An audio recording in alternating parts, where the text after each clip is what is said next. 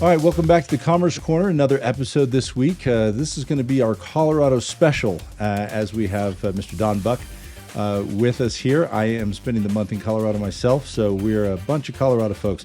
Don, we'd love to welcome you to the podcast, and if you wouldn't mind, just introduce yourself and a little bit about what you've been up to. Yeah, Justin, thanks. I really appreciate it. First, welcome to Colorado. I hope you and the family are having a great time. Your college kids are loving the weather that they have right now, right? So, welcome to Colorado.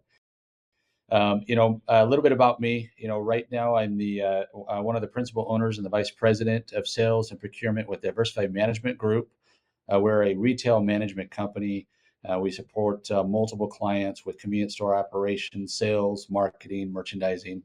But my really career started and just really fortunate to have spent nearly 15 years at 7-Eleven, working in a variety of roles, supporting operators, supporting our customers in the stores, really cutting my teeth, if you will, in the convenience store world, gas, merchandising, franchise relations with 7-Eleven. While I was with 7-Eleven, one of the most fulfilling roles I had with them was the director of franchise relations, and that was a role that was intended to do just what the title was: work on the relationships with franchisees. So over 7,000 franchisees in the United States. While doing that, just built a lot of good relationships. Got to be really close with franchisees in their stores with their customers, listening to their customers, understanding the wants, the needs of their customers, but also as in the relationship part with the franchisees, understanding their wants and needs to help their business really continue to excel and help them achieve their lifelong dreams, right? Owning their own business, growing. Some of them were, I want to grow multiple stores. Some were, I just wanted to be my own boss, manage my own business, and 7-Eleven helped them tremendously. One of the benefits of 7-Eleven is it's a nationally recognized brand. And so when I tell folks, yeah, 7-Eleven, there's recognition there. People understand it. A little right over 5 years ago, one of the franchisees, recognized some mutual aspirations for their business and growth of my own, and asked me to come on over and help them grow from 6 stores up to a high of 76 stores. And yeah, so that, we were able to do that in a little less than 4 years. While they've sold some of their portfolio, they're still successful. I still support them, but I support them through our management company now, Diversified Management Group, or acronym DMG. And Diversified Management Group's focus is helping business operators. We've got 3 clients that are one-store operators, and we bring to them the resources to help their business grow, to help their business improve the gross profit, and the resources that a lot of one-store operators might not have available to them. One of the benefits that a franchise model like 7-Eleven's is that you've got a corporate resource company that helps a single store operator grow into 10-store operator. Our largest client has just under 20 stores, and we've got 3 clients that are in nearly a 20-store count. And our business is all about understanding what our customers, our end user, the customer who's buying gas in our store, buying coffee in our stores, what do they need? What do they want at any given time of the day, right? We have some 24-hour stores and some 18-hour stores, right? Open at 6, close at 11 p.m. And our clients for Diversified Management Group rely on us to bring them solutions to drive sales and profits. One of the examples, I think of Lula delivery services. We've got the Lula delivery service in one of our clients in Oklahoma.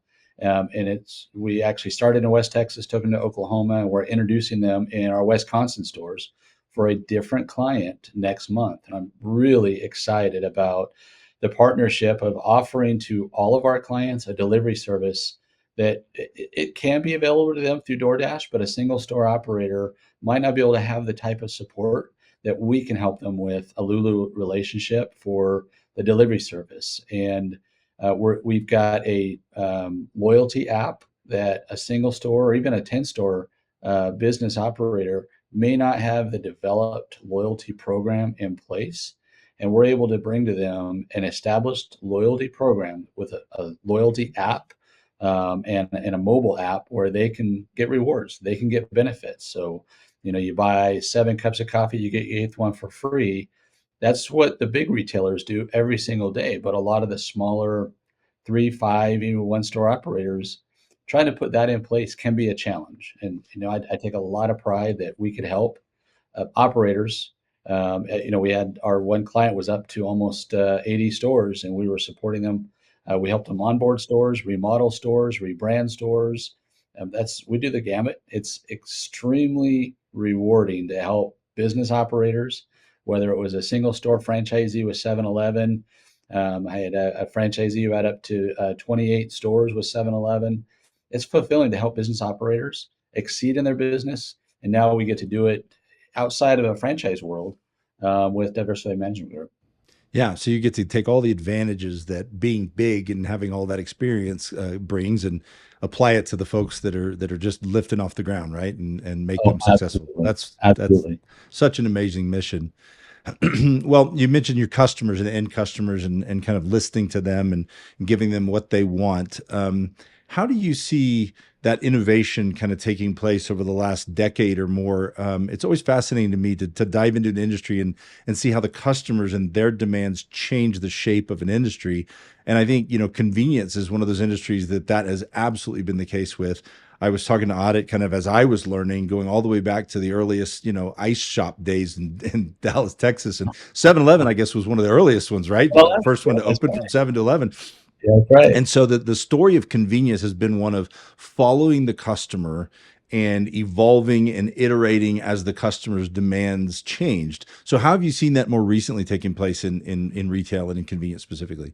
Yeah, I always chuckle whenever we talk about convenience world adapting to the evolving technology enabled world, because technology is a benefit. It creates the benefit of convenience. So you take technology that creates convenience and tie it into a retailer we're in the convenience industry, right? We're the convenience world. And what it does is it gives us more rapid insight on what our customers are looking for, whether that's through a feedback forum on our mobile app. It's giving our customers a chance to share with us right away on feedback. Hey, happy with the store, or unfortunately, sometimes we get, hey, not so happy, but we're able to respond very quickly, and that's convenient for us because we can hear the feedback uh, and react to it much more rapidly. The delivery element that I touched on, right? Our world is convenient, and delivery. How much more convenient can you get that someone bringing it right to your front door and dropping it off, right? And not having that convenient availability, so not being able to offer delivery. How convenient are we for the customer who doesn't want to get out of the car and drive to the store at 10:30 at night because their baby's got a cough and they need to get a cough syrup, or a fever and they need to get on some medicine. Or quite honestly, we're busy at the office. How convenient is it? Just place an order online with your mobile app or on a website. Place an order. You don't have to leave your desk. Take 30 minutes to go grab something to eat. Now, I'd like for everybody to take breaks throughout the day. So I'm not advocating don't take breaks, but we want to be convenient, right? We want to offer our customers that opportunity, and technologies really enhance that. A really unfortunate life event that we've all experienced recently, COVID-19 changed a lot of acceptable behaviors. It has become a lot more acceptable to work remotely. It's become a lot more acceptable to stay. I don't know if isolated is the right word, but using technology such as today's video call, right? Video calls became so much more of the norm. It's one of the benefits of a life altering event in our decade, right? But technology can change how our customers use a convenience store, how our customers know what is the best deal in the neighborhood, right? Digital signs, we used to rely on digital signs on our gas stations, or, for gas pricing. Well, now we can get prices on Google and say, who's got the lowest price point? That is convenient. Who's got the best price point and where do I need to go?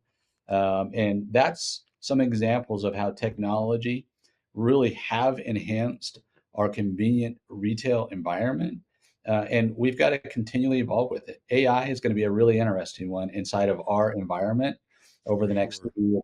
It is going to help us better understand shopping patterns, better understand time of the day experiences of our customers, and we need to be ready for it as retailers.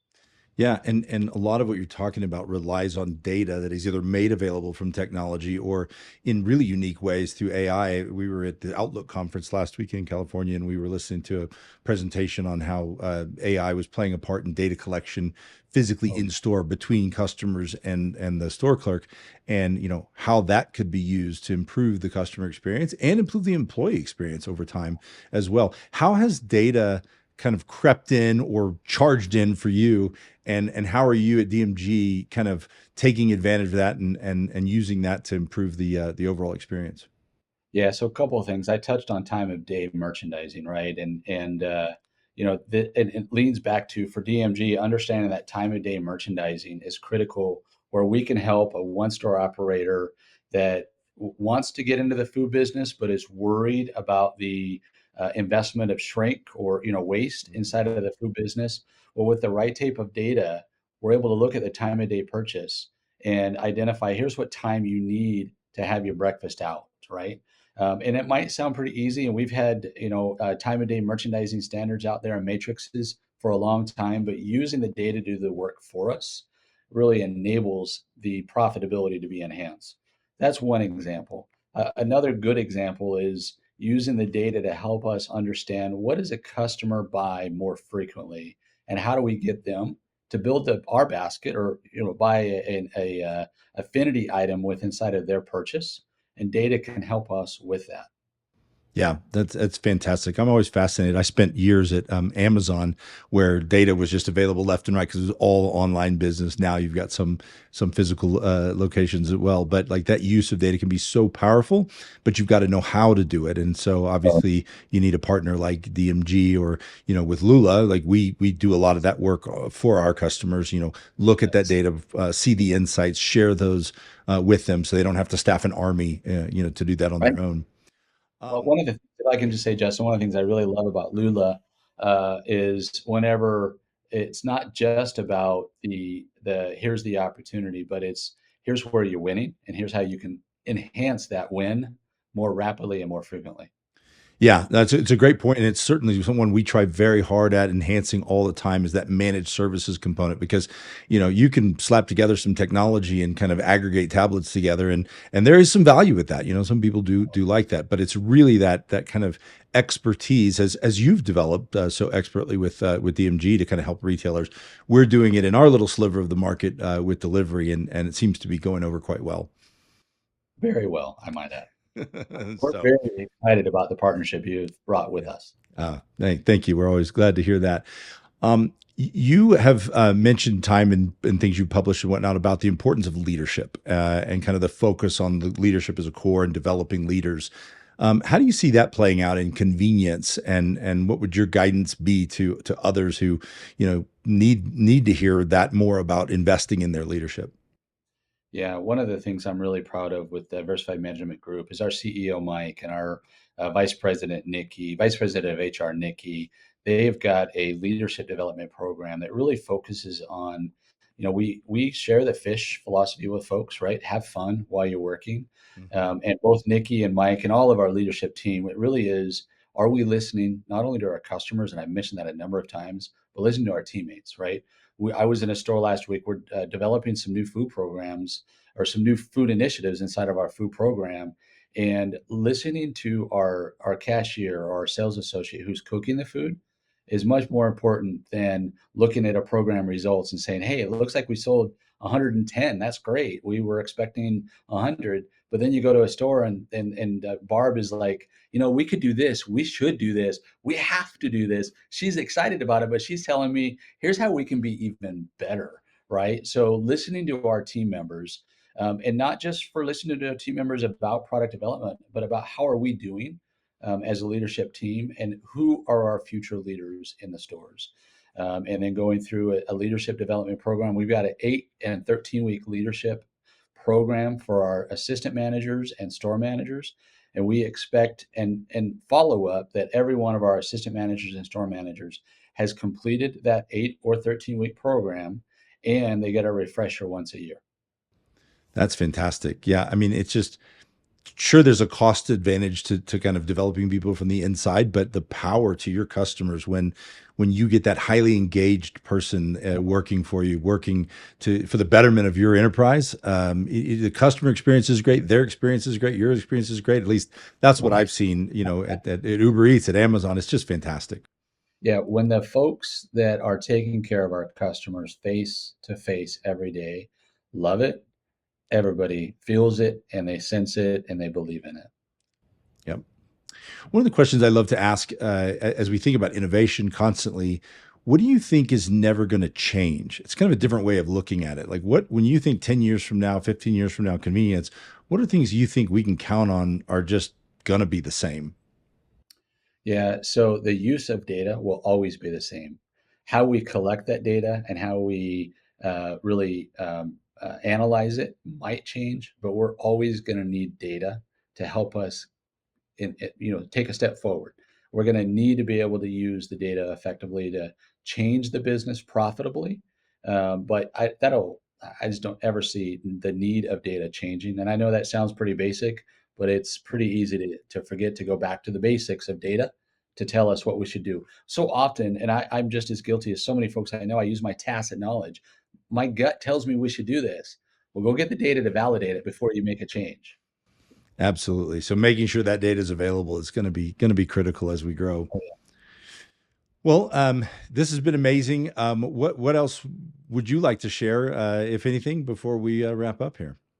Yeah, I don't have anything other to share other than I would just like to say that when we remember our people, and our people are our team members and our customers, we can't get a lot of things wrong if we do everything for them.